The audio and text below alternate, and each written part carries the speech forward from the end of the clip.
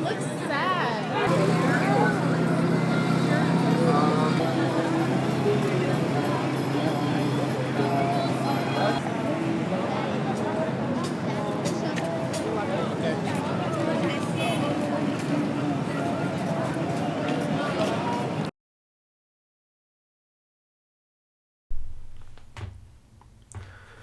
So this is definitely not the kind of video that I generally make, but I've been working on a different video, and it's been hard for me to finish it because there's been so much going on in this country and in the world that's been kind of taking my brain from me.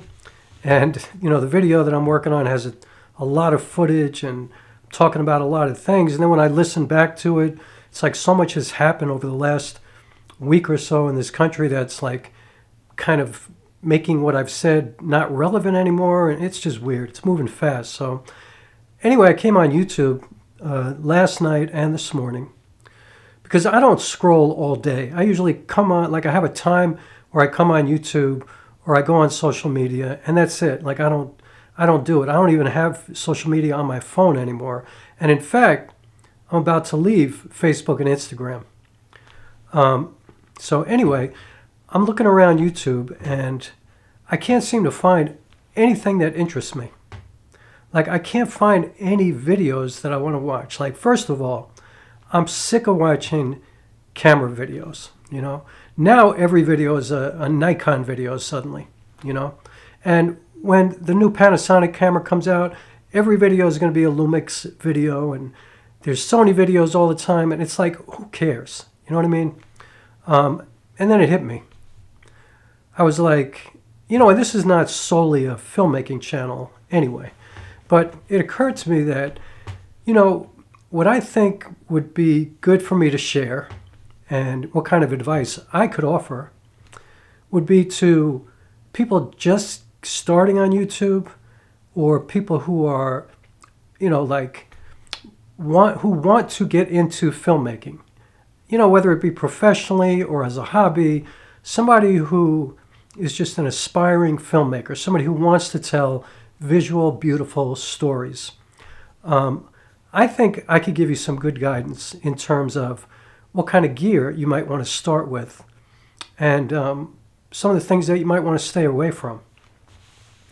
And I think I'm a good example of, you know, like I'm somebody who kind of practices the advice that I would give. Because I think a lot of people give advice, but they don't really follow that advice, you know, because they'll tell you to do something, but then they'll say, but if you have a lot of money, you can do this, or, you know, like I'm just going to give you advice based on what I've done and how I navigate this world, because I'm a professional artist. That's what I do for a living. Like that's my main job, is a performing artist, a theater artist, a filmmaker, and I don't have the most high-tech, state-of-the-art gear. And in fact, don't let people fool you. A lot of people who are doing work at the highest level, like well-known photographers, like people who are published in books and, you know, like all over the place, well-known magazines, you know, e-zines, ESPN, stuff like that, Sports Illustrated, Vogue. A lot of people are using old cameras. A lot of people are using old film cameras. They don't even have digital cameras. Like, don't get it twisted. You don't have to have the state-of-the-art newest thing. So anyway, I just want to say, in terms of a camera, I do think it's better to have a camera if you're thinking of beginning on YouTube or, you know, getting into filmmaking or even photography. I mean, are smartphones really, really capable? For sure. There's no question. They're great, but they are nowhere close to the quality or the experience of using a proper camera. And so I'm just going to go by my experience. I think a great camera to start with, and I'm not sponsored by anybody, and trust me when I tell you, none of these companies have any idea who I even am. So I'm giving you straight up real talk, you know, what I really think. I think the best camera to start, if you're a filmmaker who's also interested in doing some photography, and if you want to learn how to really do this and have all the tools available to you to really get in there and study. And, master the craft of whether, either filmmaking or photography, I would highly recommend the camera that I'm using, the Panasonic S5. Now, it does have autofocus, and it's not horrible, but it's certainly not reliable if you're a professional and you need it to be on point, perfect. You just don't have to think about it. Then no, that's not this camera. But I don't even use autofocus. I don't even have lenses that are autofocus lenses. I use vintage lenses. So the Panasonic S5 is an incredible filmmaking tool. It's got all the filmmaking assist features, waveforms and vector scopes and all the stuff that most cameras don't have. Information that you can learn from that will allow you to work at the highest level, actually. I mean, it's just a camera that you can, be sure that you're using the same kind of tools that high-end cinema cameras have, for the most part. You don't have the same I/O, You can't connect to a set with this camera. I mean, you can if you get a cage and you build the whole thing out and you add everything to it and, make this rig that's kind of ridiculous to do with a mirrorless camera. And, people do it, but I don't know. I don't recommend that with this camera. So I think the Panasonic S5 is a great camera for filmmaking. The image quality is amazing. I mean, the image quality is on par with any professional cinema camera, for sure. V-Log is an incredible color profile to shoot in. That's Panasonic's log file. It's easy to color grade, and it gives you incredible dynamic range. The colors are beautiful. It's an L mount, so you have options for plenty of lenses. Like people say, oh, L mount's not as diverse as E mount for Sony, and that's true. But how many lenses do you really need to own, or do you need to buy? Like, you can get yourself a 16 to 35 or a 24 to 70, or there are a plethora of good lenses for Lumix if you want to go that way. But the magic is that you can get any vintage lens or any old Canon lens or whatever, and you can adapt almost anything to L mount. Almost anything. And so I have two vintage lenses that I use 99% of the time. You can shoot anamorphic. There are anamorphic lenses made for L mount. The possibilities are endless. So Panasonic S5, you want to be a filmmaker. Photography, incredible photography camera. And for that, the autofocus works really well. Like, you can capture focus really fast. I think the burst rate is 30 frames per second, I think. But I'm not a still photographer, so I can't really speak on that. But I can speak on the photographs that I've taken with it. And it's an incredible photography camera. It looks beautiful, easy to use. You can set all the presets, so you don't have to be, changing all your settings going from filmmaking to photography. It saves all your settings, so your ISO, your white balance, all of that is saved. So just turn the dial and you're good. You have all that flexibility, just like a Sony a7 IV. Equally as good. So why do I recommend this camera? Because instead of spending $2,000 minimum for one of the new, flagship full-frame cameras, or even, Micro Four Thirds or APS-C, you can get this camera for $1,000 brand new at B&H, Adorama, like a reputable store. Or you can go to eBay or a place like MPB and get it used for like $700, $750. Now, compare that to getting something new. You're going to spend $2,000. I mean, you're going to spend a minimum. Let's say you want to get like a Sony A6700 APS-C camera. You're going to spend $1,300. Let's say you want to get an FX30. You're going to spend $1,500, $1,600, $1,700, depending upon the kind of sales that they might have. So you're going to spend a lot more money. And are those cameras more capable? They're not. Really only more capable in terms of autofocus. And if that's something that you really, really find important and worth an extra $800 or $1,000 or more, okay, then knock yourself out. Get that camera. But, the Panasonic S5, I don't have any problems focusing. Once you learn how to manually focus, that gives you so much freedom, because then you could use whatever you want. Once you feel really confident and comfortable with focusing on your own, like if you're an anamorphic shooter, you're going to have to learn that anyway. But once you really, really understand zone focusing and things like that, and really learn about aperture, and I mean, once you really, really understand how to do it, and it's not rocket science, it's not that hard, you're free. You know, now you can choose things that are not autofocus related, and you're saving, you know, in the long run, thousands and thousands of dollars. And so that's my recommendation for a camera. You know, for like sound, I would highly recommend having two things. Get yourself a decent shotgun mic for the top of your camera. And I'm using a Boya MM1. And by the way, I have links to all of this stuff in my description. And I would highly recommend using the B&H link. You know, and again, B&H has nothing to do with me. They don't know who I am. None of that. But B&H is a family-owned business. They've been running for years and years. There's one store.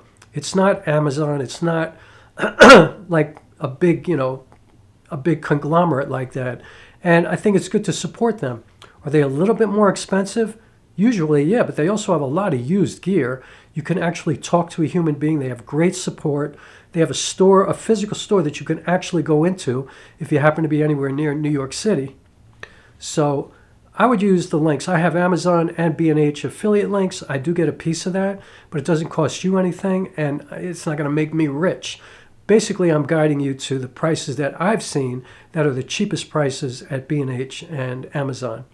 But again, I would highly recommend checking out eBay and MPB as well. I don't get anything from that because you can get things a lot cheaper, and you know, MPB has pretty high standards for when they bring stuff in, and they do have a warranty.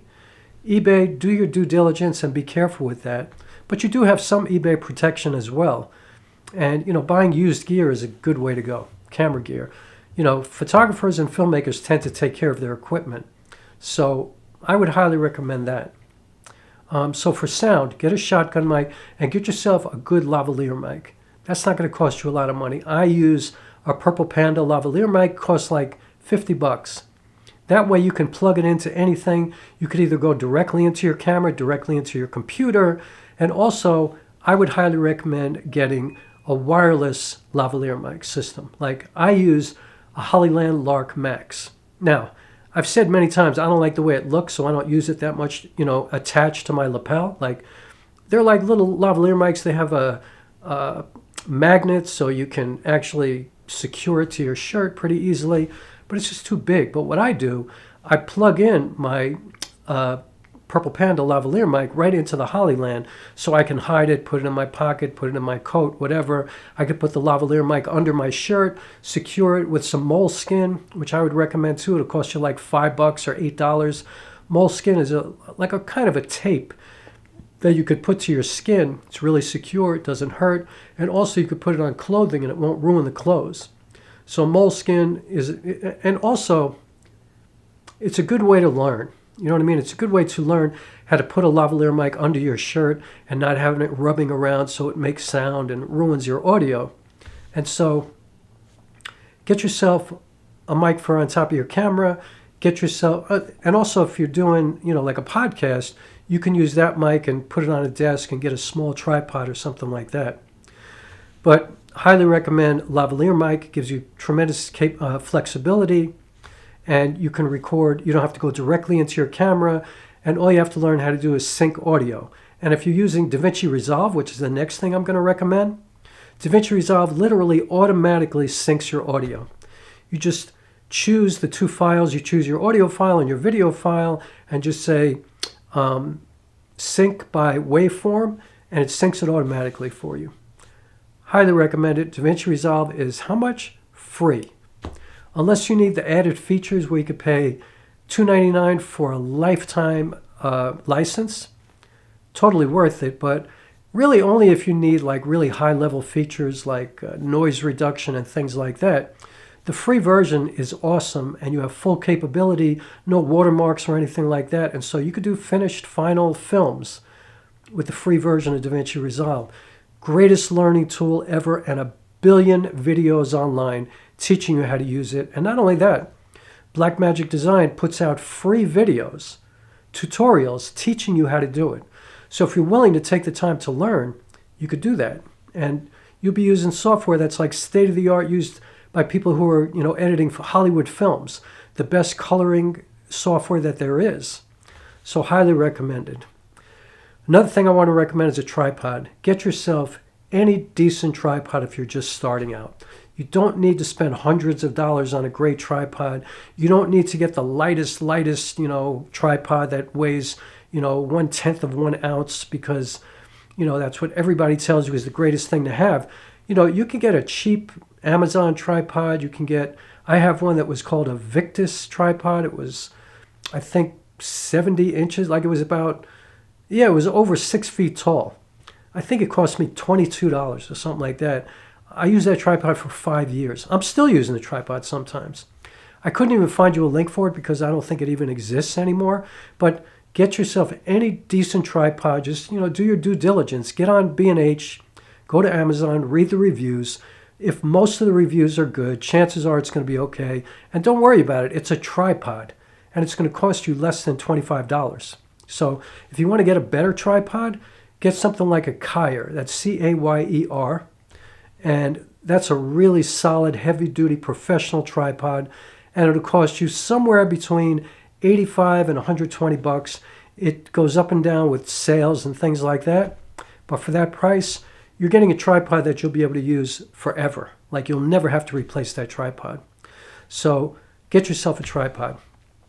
The next recommendation is get yourself some lights. Lights are really, really important. Probably the most important filmmaking tool that you're going to buy, because once you learn how to deal with light and shape light and create light with practicals and use light and really think about it in a sense that in a way that makes sense. Like, where's the light coming from? How I look in the camera, does that seem like it's normal and natural, or is there light just coming out of nowhere? Which there's really no wrong way to do it. You could create really interesting different ways of lighting yourself, and it doesn't always have to make sense. But if you're a filmmaker and if you're shooting a narrative piece, you're going to want to make things look like the real world. So I would highly recommend buying maybe 2 lights that I have. One of them is a Pixel RGB light and also a Neewer. And honestly, they're the exact same light. I think Neewer bought Pixel at some point, but I have affiliate links in my description. They're both around the size of a credit card. They got the full spectrum of colors. They can look awesome. They're really, really powerful. And I'm lighting myself right now. One is a key light, one is a hair light. And, they're rechargeable, so you don't need batteries for them. They just charge by USB Type-C. And they're built like tanks. They're all steel. Metal, I've dropped them a bunch of times. They come with light stands when you get them. So, and if they don't anymore come with lighting stands, because I've seen sometimes they don't, get yourself 2 inexpensive light stands. They'll cost you like $8 or $12 or something like that. I don't have links for that, but I believe they come with stands. But if they don't, get yourself a couple of light stands and make them be at least 6 feet high so you can move them up and down if you're sitting down or standing up, or whatever you need. Get yourself maybe a tube light or a couple of tube lights. B&H has their own brand. I have it linked in my description. It's an excellent light, really, really good. RGB, all the colors, everything. All of these lights have effects in them, like cop cars or ambulance or computer. If you're into that kind of stuff, I've used that. Like my first film, I used it as an ambulance sitting outside of my apartment. So I put the light outside my window, and you could see the flashing light coming in. Get yourself some practical lights, meaning lights in the background that give your set a more interesting look. Could be lamps, it could be anything. I bought a tiny little Ulanzi light. I think it cost me $15 or something like that. Really flexible light, changes colors as well. Costs no money. You can get yourself a bunch of those. Those are good lights to even have if you're out shooting at night. You're looking through your bag and you can't find something, just pull out the light and hold it into your bag and you'll be able to see. So I would just, arm myself with a bunch of lights, a tube light, a small light like the little Ulanzi. These 2 lights, you don't need a big light with a softbox and all that kind of stuff to start. You don't need that. And, you're like, don't buy stuff that's too big and too bulky and too hard to learn, so you're going to get discouraged right from the start. Like, don't do that. And so let me think of what else I would recommend. I think I have a PGY Tech tripod. It's a tabletop tripod, but it's so flexible. I use it all the time. It lets me get really low, like really great low shots. It opens up really wide, almost flat to the ground, so you don't have to put your camera on the ground. You can use that tripod. You could hang it from fences. It's got like a little lip on it. That's an incredible tripod. I have it. Everything I'm talking about, I have linked in the description. So if you just peruse up and down all the links that I've included, again, try to go to B&H. I highly recommend that. I would urge you to do that because I feel a certain kind of way about Amazon. They don't need your business. They got enough business. They're putting a lot of people out of business. And B&H is kind of like a dying breed, like a specialty electronics store. There used to be a million stores like that in New York City, and they're all going away. There's not even a Radio Shack anymore. So go to B&H, support them. I would hate to see them no longer exist. What else do I use? I think that's about it. Get yourself lenses. Get yourself lenses. So I would say, I would recommend, if you have a budget, if you do buy this camera, and actually, by the way, I would recommend the Panasonic S5, and I would also recommend the Panasonic GH5, which is a micro 4/3 camera. So the only difference, it's got a smaller sensor, and there's a crop factor when you use lenses. But the GH5 is also like a movie-making machine, the greatest camera in the world to learn from. Not as good as this camera for photography, in my opinion, but you can get them used for like $500. And trust me, they're legendary cameras for filmmaking. So I would highly recommend that as well, the Panasonic GH5. Lenses, I would say get yourself one decent zoom lens. Something that you can carry around with you all the time, and so that you're prepared for pretty much anything. I have the Panasonic 20-60 kit lens. Now, I originally had the Sigma 28-75, and it was a great lens, and it was very flexible, but I already have a 28mm lens, a prime lens, and I found that I needed a wider lens for a project that I was working on. So I sold the Sigma to get the 20-60 kit lens. Now, the Sigma was better because it had a constant aperture of f2.8 throughout the entire focal range. And the 20-60 is not like that. It's variable, so it goes from 3.5 to 5.6 from 20-60, if that makes any sense to you. Anyway, the 20-60 is much less expensive. You can get it for less than $200 at MPB. You can get it for $250 or something like that used at B&H. It's an excellent lens, excellent. And if it's a little bit too sharp for you, if you want more of kind of a filmy, cinematic kind of look, then get a filter for it. Like I bought a Moment Cinebloom filter, I think 10%. And it just took enough of the sharpness off where I don't have to deal with moire, which is that aliasing problem that people talk about with cameras, where if you're like shooting, clothing that has close stitching and stuff like that, you'll get that shimmery kind of thing. It completely eliminated that from my zoom lens. And so add a filter. Get yourself a variable ND filter, definitely. You don't have to buy the most expensive one. Get a K&F. I have links in the description. They're like $40 or $50. And are they perfect? No. But neither are your vintage lenses, and neither are anamorphic lenses. And people are like putting filters on their footage in post-production to make it less perfect. So don't spend crazy money. Just get a variable ND filter that you can learn how to use. And learn how to use it in conjunction with your aperture and choosing your depth of field and stuff like that. Very, very important. I hope you're taking notes. But if you're not taking notes, just go up and down the list that I have in the description of my video. Lenses. I would say, personally, I use 28mm and 50mm 99% of the time. Those two focal distances are perfect for so many things, almost everything. Honestly, you'd be covered for anything that you want to do, unless you're doing like birding or working for the NBA, or, if you're shooting your kid's high school basketball game or something like that, you might want to get a longer lens. But the great thing about the Panasonic S5 and the GH5, they have APS-C mode. So that means that the Lumix S5, which is a full-frame camera, now acts like an APS-C camera. So my 20 to 60 is suddenly a 20 to 90 because it's a 1.5 times crop without losing any quality. It's just cropping in on the sensor. And so that gives you more flexibility. So my 20 to 60 is actually a 20 to 90. And I'm talking about the focal distance, obviously. So lenses, I would get a 24 and a 50 or a 28 and a 50. Maybe a 16 to 35, and that could just live on your camera. Honestly, if you get the 20 to 60 kit lens, you don't need any other lens. You could work with that if you're just starting. It is you are now set up 1,000,000 miles above your smartphone. You are on your way. You can do professional work. You can make it look beautiful because it's all about you. It's all about learning and really studying and thinking like an artist and thinking creatively, thinking visually. When you have a proper camera like that with a lens like the 20 to 60 kit lens, or, get yourself, like I have a 17 millimeter f1.4 lens for my GH5. I have a GH5 as a backup for the S5. 17 millimeters is a 35 millimeter equivalent, which is a very flexible focal length. You could shoot anything with 35 millimeters. On the GH5, it's a micro four thirds camera, so it's a 2 times crop.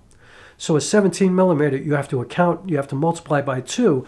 That makes it 35. I can do everything I want to do with that lens. I don't need anything else. I mean, could it be more convenient if I had other focal lengths? Of course. But do you need it? You don't. And sometimes I think it's even better not to have access to everything you think you need, because then you figure it out. And look, filmmaking, photography, all of this kind of stuff is all about solving problems. It's figuring out how to make it look good, how to make it appealing. And, of course, at the end of the day, the only thing that really matters is, what are you saying? What are you trying to convey? What's your story? What's your point? Why are you asking people to watch you in the first place? What are you contributing? That's why I feel good about this video today, because I feel like, you know what? You might get nothing from this, but if you're really, really looking to get started, or if you're just at the beginning, or even if you're a little bit along the way, but you're like all caught up in like the best camera and the best lenses and the best audio and do I get the Hollyland Lark Max or do I get the DJI? Or it's like, it's all bullshit. Here's the thing. People talk about gas all the time, gear acquisition syndrome. It is so easy to get caught up in that. And it's so easy to desire to have the best cameras all the time because the prices are not that bad. Although that's about to change because of these tariffs going on, like the political thing that's going on in this country right now is about to raise the prices of all of this gear. So that's one of the reasons I made this video today, is because I'm thinking, if you are really seriously thinking of doing this, or if you are planning on doing it, but you're just waiting for the right time and you can't make a decision because all these videos are like, oh my God, I was going to buy a Sony, but now I think I should buy the Panasonic GH7. Oh my God, I can't buy the GH7. I should buy a Blackmagic camera. Oh my God, everybody's talking about the Nikon. I need to get a Nikon. It's only $2,500. And, here's the thing. Get your gear and keep your gear for years, okay? Because, people always say hey, I was able to sell all my equipment and trade it in for this piece of gear. But that is rarely true. What mostly happens is when you trade in stuff, you still wind up losing some money. Some people can make money on it, but most people lose money. And then they start to justify it. They're like, well, it's a $2,700 camera, and I really got it for $600. But what you really did is you're just wasting time, because you had all this other gear that you now traded in for this new gear, and you still haven't done shit. You haven't done anything. You're not thinking like a filmmaker or a photographer. You're not thinking about the content. You're not thinking about what you want to share. You're just thinking about the gear, the toys, the stuff that you want to play with. Like, oh, I have these great lenses. I have this great camera. I got the best sound. I got the best dynamic range. I have the best color science. You ain't got nothing. Get your gear and keep it and just make work. Like right now in this world, there is so much crazy shit going on. We need to hear from everybody right now. How do you feel? How do you feel? What's going on in your life? Share what's going on. Have you lost your job? Do you know people who've been asked to leave their jobs? Are you seeing higher prices? Somebody told me the other day they bought eggs for $17.50. A dozen eggs. I've never even heard of anything like that before. Like, we need people talking. We need this kind of art. And, that's the thing. Once you buy this stuff and you're on YouTube, you're an artist. You're a filmmaker. Whether you like it or not, you are creating a visual storytelling scenario. And so why not take this opportunity to learn something, to really master this, to really become the best at this particular thing that you can possibly be? Damn, I went over 30 minutes. Listen, I'm going to stop this video now. I'm just going to post it. I'm not going to go crazy with my color grading and all this kind of stuff. I'm not putting any B-roll in here. I'm just talking to you straight talk. Get some gear if this is something that you want to do. And trust me, we need you. We need as many people as possible. And don't worry about the stats, and don't worry about people coming in and making comments and being negative and attacking you. I'm sure plenty of people are going to attack me in this video. I don't care. Get some gear. Everything that I've recommended here is pro-level gear. I have made award-winning feature films with this gear. I just showed my last film at the Manhattan Film Festival at Cinema Village, which is a big movie theater in New York City. So we saw it on the big screen. We won Best Coming of Age Feature Film. Like, you can do this. And, if you're not aspiring to be a filmmaker like that, if you just want to be on YouTube or you want to be on whatever social media you're on, get yourself some gear. Or if you don't want any of this, do it on your smartphone. Look, I shot a smartphone film, award-winning film. It won a ton of awards. Best feature, best actor, best original score, best all kinds of stuff. Like, we won all kinds of stuff. I shot the whole thing on an LG V40 smartphone. You could do it. But I have experience now working with a smartphone and working with a camera, and I'm here to tell you there's no comparison. Because if you're working with a smartphone and you want to be at the level of a camera, I'm telling you, you're going to have to add all kinds of stuff. People add these extra filters to the phone, and it's, and you can't really frame things the same way. You can't look at things in the same way. You just can't. I mean, in many ways, a phone can be more convenient because, like, I was able to put my phone in places that my camera would never fit, take more risks with it and stuff like that. So I'm certainly not downplaying it. I'm a fan of smartphone filmmaking. But I am telling you that a camera is different. It's different. And if you want to really learn about this craft, get a proper camera. You don't have to spend a lot of money. The camera that I'm telling you about, the S5 for $800 to $1,000 or the GH5 for $500, you can get plenty of cameras for $150 to $200. So I'm not going to recommend them because I don't know them, but I know they exist. But these are what I recommend. So if you're into what I do, if you like the footage that you've seen, if you've watched my movies, if you follow me, I did everything with this gear. Everything from my phone to this stuff. But everything that I've done recently has been with the Panasonic S5, the original. Not the S5 II, not the S5 IIX, just the S5, the OG. And I've done it with 2 vintage lenses and now the kit lens every once in a while, which honestly, one of my vintage lenses and one of my anamorphic lenses, one of those are on my camera 99% of the time. I have 2 anamorphic lenses and 3 vintage lenses. And, by the way, vintage lenses, they cost you like somewhere between $25 and $250 if you want to go nuts. I mean, you can get a Helios 44-2, which is the most legendary vintage lens. Everybody wants a Helios. I got mine for $75 and it is awesome, unbelievable, amazing. So I'm going to stop now. That's all I could say. I will come with the other videos soon. Sorry, my head is exploding lately. I'm going through a lot. I'm very sensitive and I'm kind of an empath and I'm feeling a lot lately. And I've been just kind of depressed, And when I went on yesterday and today and I couldn't find even one video that I was interested in, and then every other video was politics that I just didn't want to hear about. I couldn't watch the news anymore. I can't hear about people falling out of the sky in planes and fires and floods. And I just, countries, invading Canada and Panama and Mexico. Like, I can't hear it right now. So I said, you know what, make as they say, make the video that you would want to see. And I think this is my greatest contribution in this moment right here. So that's what I did. So I'll put up the other video in a couple of days once I get back to editing on that, because it's a bigger project. And please subscribe, and please hit the like button, and please consider joining my Patreon. The link to that is in my description as well. That would make you my own personal superhero. And thanks for watching, and I hope that this video helps somebody. And that's it. That's all I can do. All right, I'm going to end this video right now.